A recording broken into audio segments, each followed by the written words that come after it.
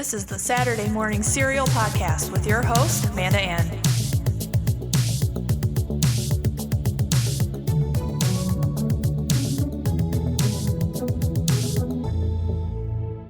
Hey guys, and welcome to another episode of Saturday Morning Serial. I'm Amanda Ann, and today Mike and I are going to talk about the Eternals that is now out in movie theaters right now. You can go see it. It's it's a pretty good Marvel movie. I know it's got a lot of mixed reviews, so we'll dive into that in a second. I do want to say that my YouTube channel is almost ready, so I will be providing my YouTube link in the description. It's just kind of going to have like a little makeover, a name change, and that kind of stuff. So yeah, and I plan on actually releasing my first video pretty soon. I'm going to be posting just, reactions, and that's pretty much a lot of what my channel's going to be. It's just a lot of on-screen reviews, like I said. But it's just going to be a vlogging channel as well. I just want to have fun with it. So I'm really excited to get it going. And next weekend, there's actually not going to be an episode because we're going to be having a crazy weekend. We're going to be going to Chicago. We're going to be seeing the Frozen musical, which we were supposed to see last year, and because of COVID, got canceled. So, and then, Thanksgiving with all that. So it's going to be a pretty hectic weekend, but I'll be back the weekend after Thanksgiving, and yeah.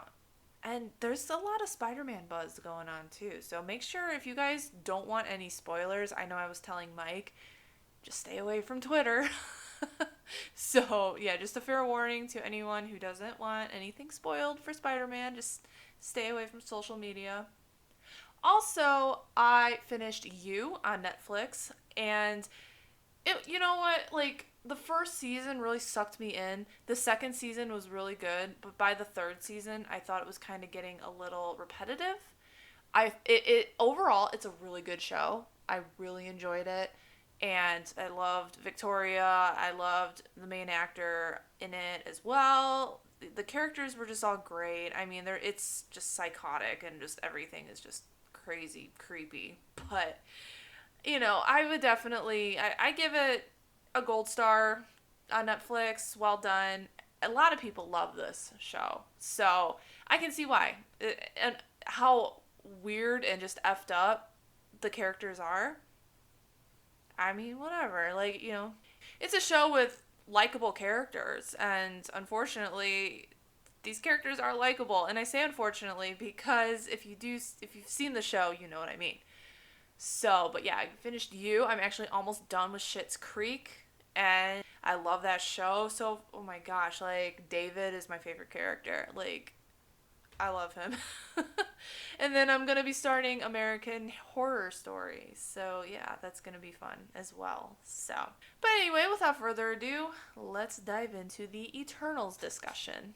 So, as of today, I am recording on Friday. Today is Disney Plus Day, and there's a lot of content, like an obscene amount of content that got announced today. So I'm actually going to be covering that in my upcoming YouTube video. So make sure you guys also keep an eye out on that.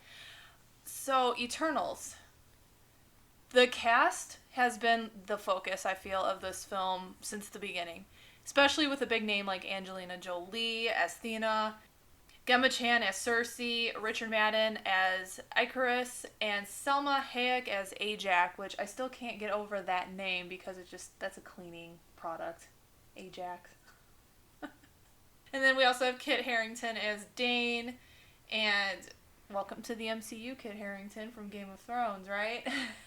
But honestly, I think everybody's performance in this film was pretty good.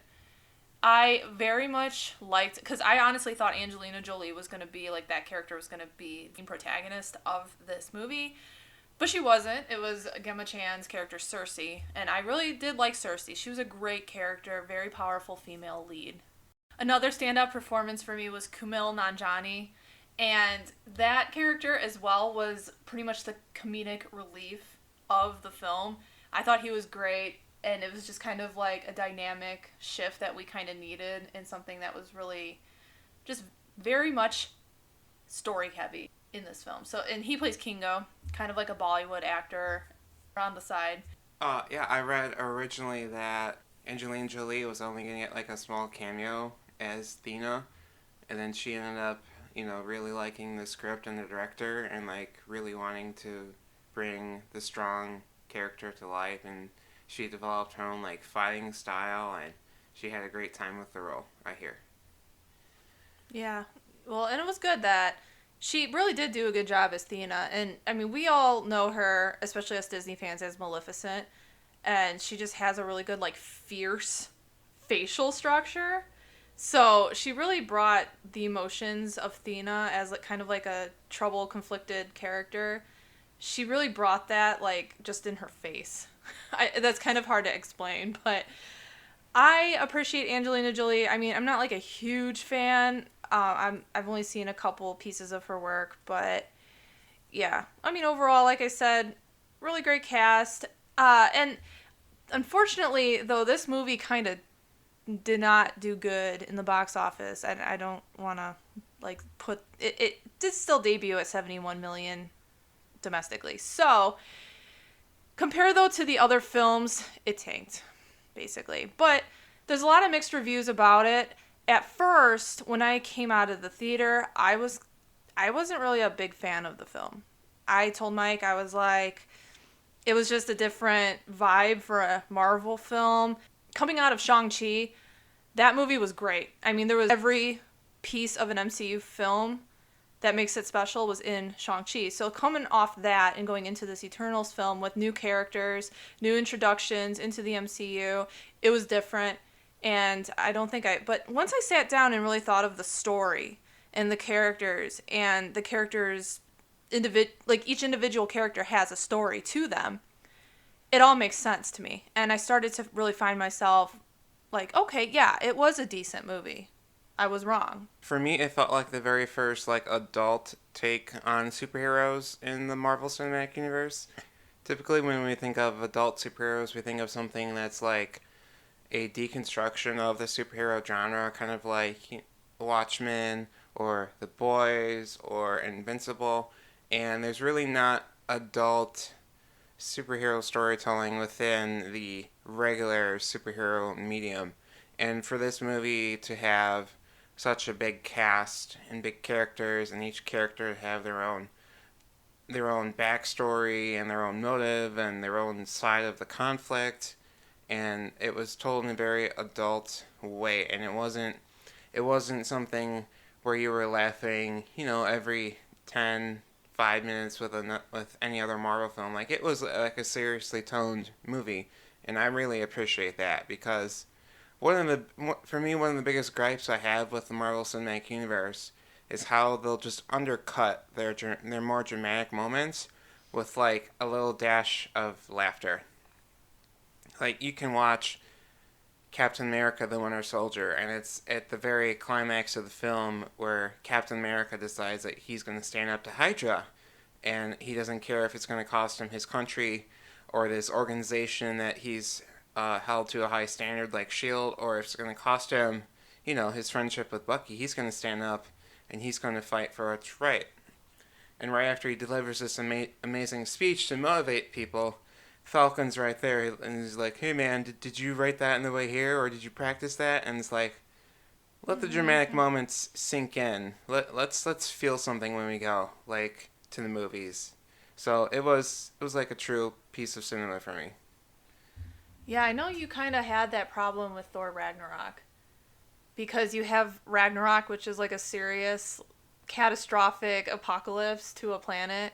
But Taika Waititi... See, Thor Ragnarok's one of my favorite Marvel films. I watch it. It's like my comfort movie. I have it on the background all the time. Like, I love it so much. But, you thought... Like, especially... And I do agree with you. Like, Thor's friends just get stabbed and that's it. Fandral and them, they just, So, yeah, I agree with, like, your opinion on, like, that and the humor in the MCU. To me, though, that's what kind of draws me into the story, because it makes the characters more human. And yeah, so I think that's kind of what I missed in this. But deep down, these characters do have like troubled histories. I mean, because they're like thousands and thousands of years old, and they form their own relationships. They have their own trouble outside of being like an eternal. So, at the end of the day, these characters really do have personality to them. And I just, like I said, I had to stop and just really think about this film. Why I wasn't nuts about it. And then I just kind of realized, like, you know what? For what it was, and like the story, and it did make sense to me. And it didn't feel like an MCU film to me, but it worked still. And, we'll probably see more of these guys in the future. Right? So we're going to do a little spoiler review here. It's been out over a week, so if you haven't seen it, just be warned. We're going to probably spoil some things. But they are pretty much like the protectors of Earth, but their job is to only fight the deviants. Because that was another thing, too, that really, like, got me thinking, because I was like, where were you guys with all these problems going on? And even somebody asked them, why didn't you help when Thanos did the snap? And they were like, that's not our job. That's not our problem. Like, you humans have to figure it out yourselves. And I thought that was really interesting because like half the movie, I'm like, you mean to tell me these guys could have just stopped Thanos? For real? Like, come on. These guys are hiding, they're like undercover, and then they get called back into action. As Amanda was saying, the Eternals are like the protectors of Earth, and they only protect the Earth from one thing, and that is the Deviants. And the Deviants and the Eternals both go back to like the dawn of the Earth, where the Celestials created the sun, and then life emerged on Earth, and to protect and to make life thrive on Earth, the Celestials created the Deviants, so that the Deviants could wipe out all of the bigger predators on Earth and on these other planets, so that intelligent life could thrive. But as all creations do, they got out of control, and they basically not their own purpose and started attacking intelligent life as well, and they got out of control. So the Celestials created these, I guess they're the Eternals, I guess they're robots? Yeah. They're androids, they're synthetics, I don't think they are alive. I really don't know what they are. Just kind of like clones of these beings that they have copies of themselves, but like if one quote unquote dies, they're not going to have their memories. Like their memories get wiped, and like their reincarnation is basically like themselves, but no memory. I don't know if that makes sense. But yeah, it's just them trying to go against their who's the big red guy? Yeah, so Arishem is basically like their boss, but he's like the creator of the Eternals. But they are like, wait a minute, his purpose isn't what it's cracked up to be, and we lose in the long run. We want to keep what we have right now. We want to keep the relationships we have. We want to keep who we have in our lives. We want to remember all this. So they turn their backs on him and form the group again and get the gang all back together. But I have to say, I am Team Makari. Yeah, so the Eternals realize that their purpose is actually more of a lie, and it's a huge falsehood. And they realize that they're only there to help the population of the planet grow to a peak point where the celestial inside of the Earth can harness the life energy of the planet and then kill the Earth in the process of being born. So the Eternals, of course, have lived on Earth 7,000 years, and they've witnessed, the dawn of mankind, all of mankind's triumphs and tribulations and trials, and they know that we're a strong species and that we have the means and the wills to survive. Ajax, of course, said that the Avengers, the humans, of course, brought back half of all life in the known universe with a snap of their fingers, and that they are worth saving. So Ajax is unfortunately taken out of the picture, and it is up to Gemma Chan slash Cersei to take the mantle as the lead Eternal and to guide these Eternals in their mission either against or with the sort of prime directive of the Eternals and the Celestials and the Deviants. You know, T. Makari, she's a fantastic actress, and she's deaf, right? She's actually deaf in real life. Yeah, and I thought that was great to kind of have that inclusiveness in the movie. It was great to see a character who has a different means of speaking than the rest of the Marvel Cinematic Universe and the other characters. Yeah. And how great was it that the characters, like, communicated with her via sign language? And she was, like, the speedster. She can run so fast. So she was really great. I really liked her. And I liked her relationship with Druig, if I'm saying that character's name right. He's played by Barry Keoghan, if I'm pronouncing that name right. Once again, I'm really bad with names. But I really like those two characters' dynamic. And I don't know if they became a couple in the end, but, you know, I just really got, like, a sibling vibe more so from them. I don't know. But, yeah, I love those two. I love their teamwork with each other. It was great. That was probably my favorite part of the whole film, was just seeing those two working together. My favorite part of the film was definitely had to do with Druid watching humanity grow and like really wanting to intervene and to help all these people through their trials and tribulations, and you know, him kind of having that internal conflict with his eternal mission to just protect the earth from deviants and not to interfere with humankind in their affairs. I really do love Makari as well. Like story and plot aside, she was my favorite Eternal, and I love speedsters. I made a whole movie about a speedster, and to have a speedster with that type of dynamic where she's deaf, so she really can't hear everything around her, and when she runs, she creates these like sonic booms, but she's deaf, so they don't affect her. But what she can do is she can come to like a sudden stop, like right in front of somebody, and just the air behind her just whooshes into the person in front of her and creates this like big sonic blast. It's so cool. Yeah. Visually, she was one of the coolest Eternal powers. Shameless plug. Check out Mike's movie Mock on YouTube. That's your shameless plug, not mine. Right. Who else had really interesting powers from a visual standpoint was Gemma Chan, Cersei. Oh, Cersei, yeah. Who could do matter manipulation. And she could touch anything, rearrange the atoms and molecules in it, and make it into something else. So she can turn living beings into trees, she can turn sand into wood, she can turn water into rock, she can turn celestials into stone. She can do all sorts of cool things, and there's this great shot where a bus flips over and is about to crush some people, and Cersei just reaches out her hand and turns it into like rose petals or something, and it's so cool. Like the particle systems and the animation and the visual effects were really top game for Cersei's powers.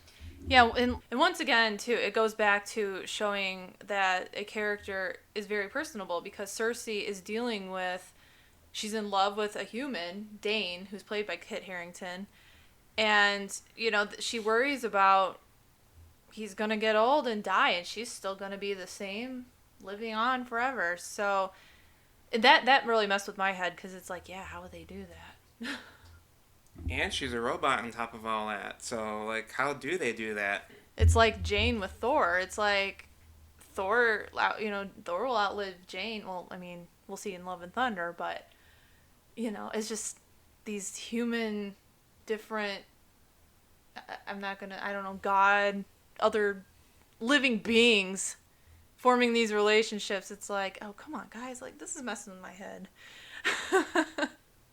We've got to talk about the protagonist slash antagonist slash anti-hero slash betrayer, Icarus. Icarus. Oh my god. I didn't like him from the start. So when he was like just a betrayer, I'm like, I can see that. Well, you originally called him a discount Superman, so how do you feel? That was kind of your initial reaction. How do you feel after letting that settle in? Do you feel like he's a different take on Superman? Do you feel like he's a completely separate character? Like, how do you feel now that you've let the movie settle in? I kind of still feel like that. I don't know. I just thought the whole him flying, I mean, he didn't have a cape, I don't think. But it was just like him flying, him with the laser eyes and stuff. I'm like, this is Superman. And he even looks like Superman. Richard Madden and Henry kind of look similar. So I'm like, what am I watching here? Is this Eternals? Is this Marvel? But yeah, I didn't really like the character too much. But I think that's what the point was. You knew he was going to be a douche, basically. It was great to see. Well, Superman is originally supposed to be Earth's mightiest hero, and he's from another planet, and he comes to Earth, and he protects us against extraterrestrial threats. And Icarus was kind of like a different take on that, where he was an extraterrestrial, and he came to Earth, but he is on the side of the extraterrestrial threats, and he is not like a polished Boy Scout like Superman. Mm-hmm. He does share the same powers, but he is a vastly different character, and I thought it was a refreshing take on the Superman trope. And another interesting thing about him is that when Ajax died, they made Cersei into the leader of the Eternals. And the other Eternals were like, man, Icarus, you're the strongest, most powerful one out of all of us. Why aren't you the leader? So you know something was wrong. I'm like, yeah, why isn't he? But then again, I just had like, maybe it's just his ego. Maybe he's just this like macho man that thinks he's high and mighty. That's why they gave it to Cersei, because Cersei's just kind of gentle and with everybody, with all the Eternals. So, I don't know. I don't like him. I think Cersei was the correct choice for the leader of the Eternals after Ajax died. Ajax was kind of like a diplomat and a politician, and she knew how to play the game. She was kind of playing Arishem. She was kind of playing both sides of Arishem, and she was kind of coyly playing along, but she had her plan to betray him eventually. And it wasn't until Icarus showed up and kind of nixed that plan that it didn't follow through. But Cersei was the empathetic, the person in love with a human. She was the best choice for a leader. What do you think, Amanda? Yeah, I totally agree with that, and especially how she like always looked out for Sprite, who is the youngest Eternal in the group. She really had like a motherly vibe towards Sprite. So, and I know like Sprite, she was very troubled, and her decisions weren't the best in this film. But at the end of the day, Cersei really did come through for Sprite. So Amanda, you're a ginormous Loki fan, as we all know, and you absolutely adored the different variants of Loki in episode 5 of Loki with, classic Loki, President Loki, and of course Kid Loki, who is a teenage trickster.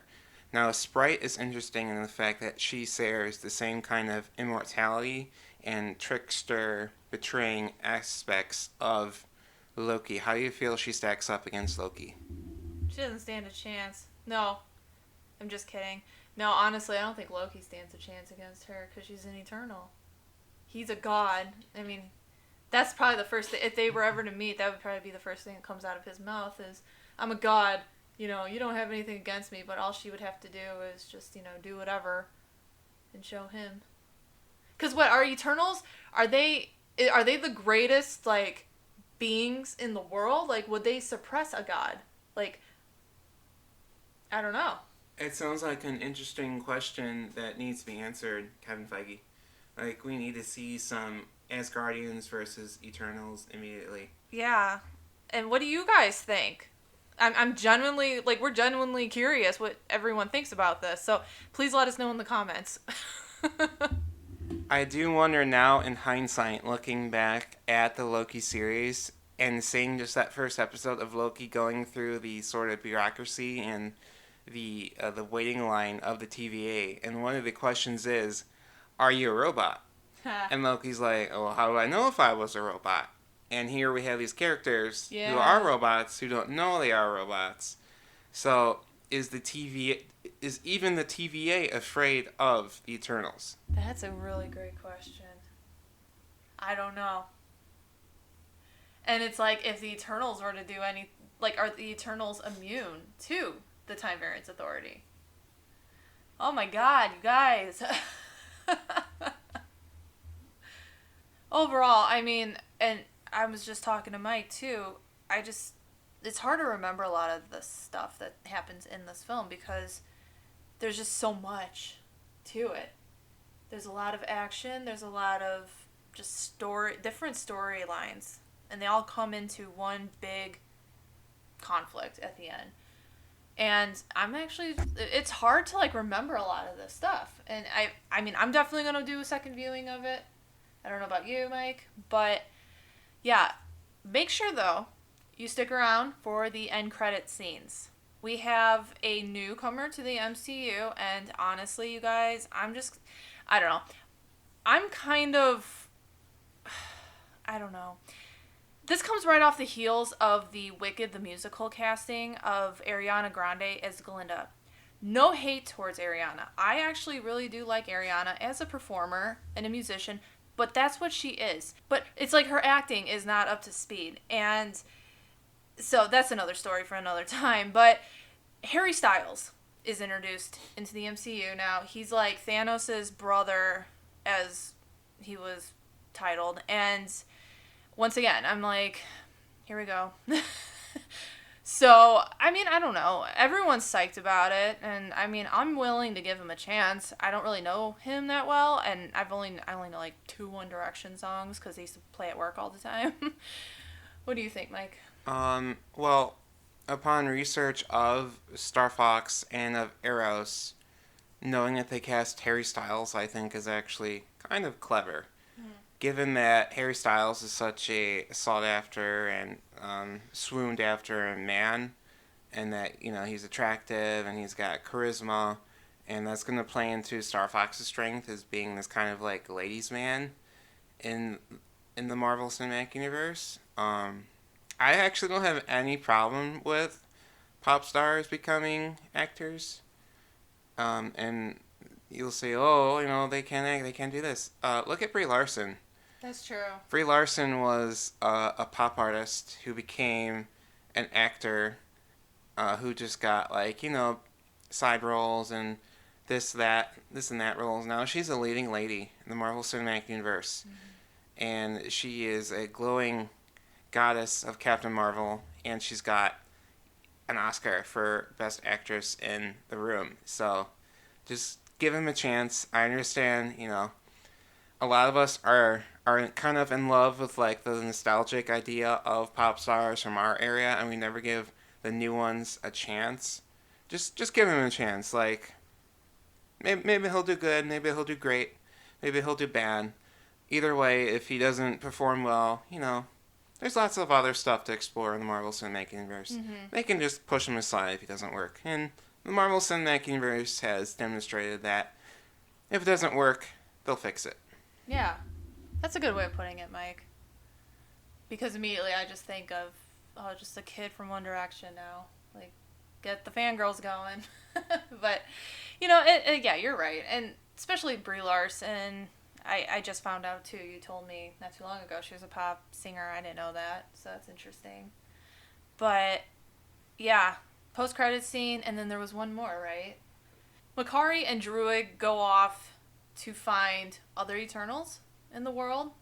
So that's when they stumble across Harry Styles' character. And he's an Eternal as well. But then The last end credit scene features Kit Harington's character as, once again, as Dane, Cersei's boyfriend, and he pulls out this ancient sword. And we hear a voice in the background, and I mean, I didn't know who the voice was, but everyone in the audience, like, like this guy behind me immediately was like, "Oh my god, that was Blade." So, I guess this is gonna tie in with Blade. For me, Blade was very much a series of movies in the early 2000s, and the third one has Ryan Reynolds in it. I don't remember a lot of them. I can't even recall which ones I've seen, but I do remember Blade being kind of a bigger character on the 90s animated Spider-Man series, and him having a direct confrontation with Mobius, the living vampire. So, if Mobius comes over to the MCU, or whatever universe he's in right now, I can't tell by that trailer, but if he does come over, hopefully he'll get a scene or two, or maybe a movie, or whatever with Blade. And it looks like Kit Harington slash Dane Whitman is going to become the Black Knight. As again, I'm not too familiar with that character, so interesting to see where that goes. I'm of course a huge fan of Kit Harington's from Game of Thrones. I thought Jon Snow was a great character, and he was always kind of the guy who always stood up and did the right thing in that terrible medieval fantasy landscape that was Westeros. So I'm excited to see Kit Harington pick up a sword again, and have some fun with it. It'd be nice to see the vampire side of Marvel, because Marvel drops hints of vampires in the universe, but we never really see them. So this will be interesting. So final thoughts on the movie. I'd go see it. Definitely. I would suggest, I was just telling my dad, give it a chance. I know he probably won't go. I mean, even if you guys wait until it comes out on Disney Plus, if you're on the fence about it, it's worth a viewing. I wouldn't, like I said, if you are waiting, like you don't want to go to the theater and whatever, you go ahead and wait for Disney Plus for it to stream.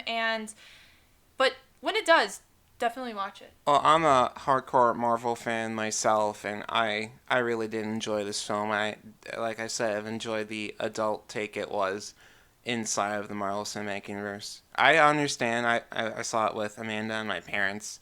My parents were kind of lost the whole time because the movie's not told chronologically, and there's lots of characters, and the motivations and the character arcs are very complicated and nuanced, and it's a lot to take in. So here's my recommendation: if you're interested and you're a diehard movie fan, Marvel movie fan, go see it in theaters. It's beautifully shot. The landscapes in this movie, the space scenes, they look great. Watch it in the theaters. When it comes out on Disney Plus in whatever 45 days, sit down, watch it again, really understand everything that's happening in that movie, and I'm sure you'll have a more defined opinion on your second viewing, as I'm sure I will too. But yeah, if you are a hardcore Marvel fan, check it out. If you're a casual fan, wait until Disney Plus comes out, where you can watch it and then immediately jump on Google and read everything that you need to understand the movie. Yeah, and it's like I said, I had to take like a full week to really register the film because like I said, I wasn't too crazy about it. But then I just started really looking up the characters, diving even a little bit into the comics to see what the characters are all about. So, that's how I kind of form my opinion. So that'll do it for this week. And yeah, I hope you guys actually have a great week. Like I said, I am actually taking some time off next week, but I will be back the weekend after Thanksgiving. So happy Thanksgiving, everybody. I hope you guys all eat a lot. And in the meantime, I will be posting videos on YouTube. So again, the link is in the description. So make sure you subscribe, whatever you need to do. And yeah, I will talk to you guys later.